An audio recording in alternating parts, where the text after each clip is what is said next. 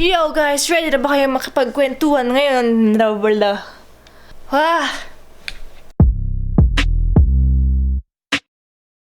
What's up guys? Welcome back to my channel. Ika here! Yo, cut. So as you can see, hindi naman halata ang acting favorite color. Look at that wall. Yes, room tour? No. Iba ang gagawin natin ngayon. Magkwekwentuhan tayo. We have a new segment called Ika Kwentuhan. Ako muna ang magiging kakwentuhan nyo ngayong modified ECQ. So, kung tinatanong nyo, bakit nga ba tayo may new segment? Well guys, I'm gonna be honest with you kasi wala talaga akong maisip na content. Yes, gusto ko lang magkwento, I wanna share something, and they say, diba, when life throws you lemons, make lemonade. Gusto ko lang maisingit yon dahil wala nga akong maisip na content. So, isi-share ko na lang kung ano yung nafe-feel ko ngayon. Recently, I've been having creative blocks. I'm quite demotivated, not productive at all. I wanna share my realizations, my stories. I wanna open up to you guys. Baka mayroon kasing mga taong going through the same thing as I am. They have a phase in their life na they're not doing well, they feel so down, they're not productive because of the lockdown, because of what's happening recently. So, let's talk about that. Mag-uusap lang tayo for today, and I will give you some quarantine tips also. So, are you guys ready? Quarantine tip number 1. Acknowledge what you feel and the reason behind it. You may feel very drained, very sad, scared, hopeless, and then ask yourself, why am I feeling this way? Is it because I'm overworked? Is it because I miss my family and friends since hindi ko sila kasama ngayon? I miss the fun when I go outside. I miss the old routine. You wake up, you stay at home, and everything feels just so bland. Or maybe just the negativity you see on social media, the news circulating, what's happening around the globe right now. It can be really stressful. So whatever you are feeling, acknowledge it and know the reason behind it. And tell yourself, it's okay to feel that way. I had moments where I tell myself and I tell others, I'm okay, I'm fine.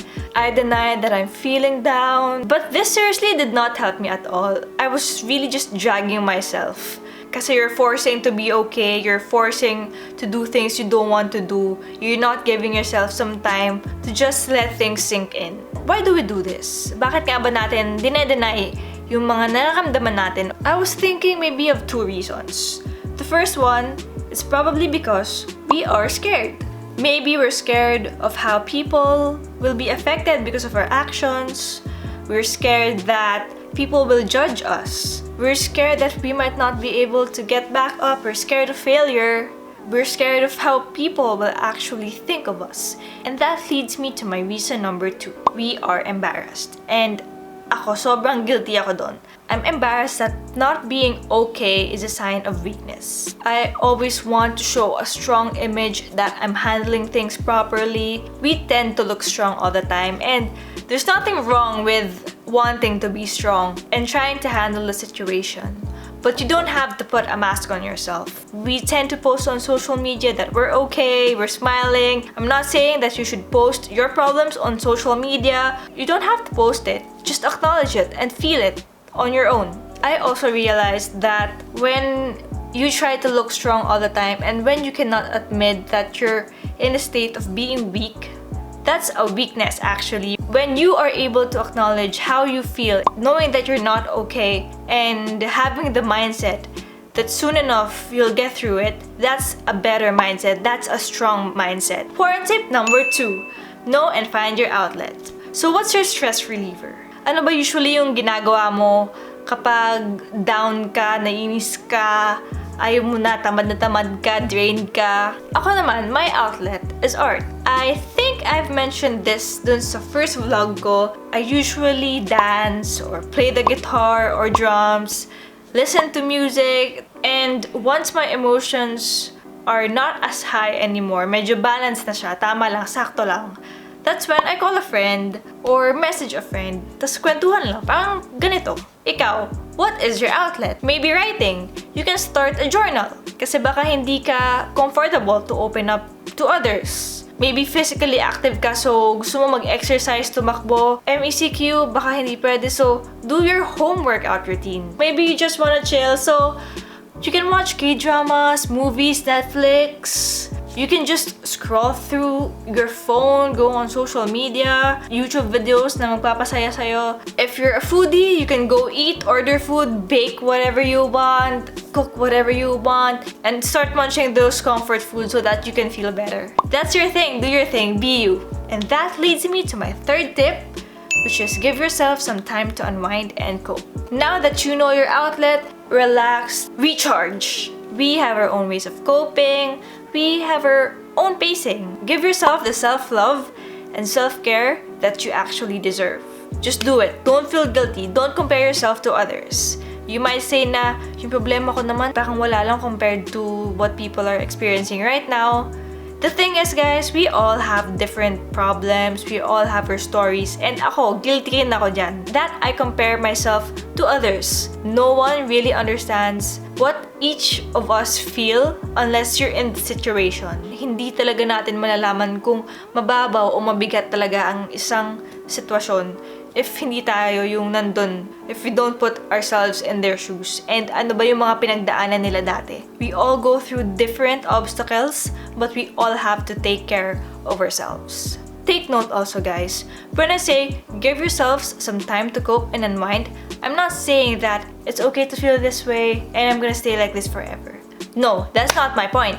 I am in the stage where I've grasped, acknowledge what I'm feeling, know the reason behind it, but I'm still there in the process of coping and I'm waiting for the motivation to come back. Pero hindi habang buhay na mag-unwind lang tayo na mag-unwind.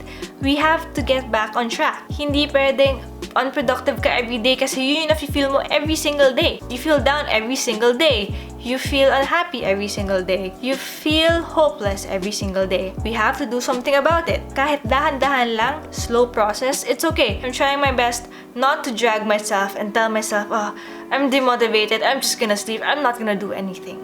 So, ano bang ginagawa ko? Quarantine tip number 4. Start planning what to do. We always see tips on the internet na gumawa tayo ng routine. Make a routine. And prioritize whatever you have to do for the day. Yep, write down what you have to do, but you don't really have to follow a strict schedule. At least organize what you have to do, know the responsibilities that you have to finish. You can also just block a time frame for your me time. It doesn't have to be super productive. If one of your to-do lists is to watch a movie, bake to unwind, or recharge by sleeping, taking a nap, catching up with friends and family through video calls, do it. Write that down. It's not going to be easy at first. Hindi mo naman talaga masusunod yun parate or agad-agad. You still have those negative feelings and you're just not in the mood to do those things. At least start the habit of writing down the things you want to do for the day. May it be productive or not, may it be for work, recreation, personal, family, health, whatever it is. Just write them down. And finally, tip number 5. Push yourself and get back up. You need a mindset that will get you through this. It's not just understanding what you feel. It's not just about acknowledging it and knowing the reason behind it. It's not just giving yourself time to cope. Don't be trapped in that situation. Believe that you can get back up. It's probably gonna be a long process, but we can do this, guys, I swear. Ako rin naman, wala pa ako dun sa point na I can say, I am back to the normal Ika, motivated, has the passion, ready to wake up early and start the day right. I also try my best to have my faith intact, and it's something that I wasn't able to do for the past weeks. So I'm getting myself back on track with my spiritual life also. Way back, I used to wake up early, start a day with a praise and worship song, start a day with a prayer, also ending the day with a prayer. And I haven't done that for the past weeks. So, right now I'm doing that again, and slowly maybe I will get the creative juices coming back. I can edit stuff properly, and that I will have the drive every single day to wake up because I know that there is something that I should do. And I'm inspired to do it, and I'm motivated to do it. And I hope that you'll get to that point as well. We will get to that point. So that's been my story for the past few days, guys. For the past few weeks, actually. I don't even have the words to describe it, to be honest. It feels good to just say it here. And I hope that the tips I gave helped out some of you guys. If you want me to give more quarantine tips, if you want me to share anything, just comment them down below and let's talk about it in my next Kwentuhan segment. Life may be a thumbs down right now, but if you liked this video, click the thumbs up icon. And don't forget to click subscribe. This has been Ika, ang kakwentuhan mo for today. See you in my next vlog.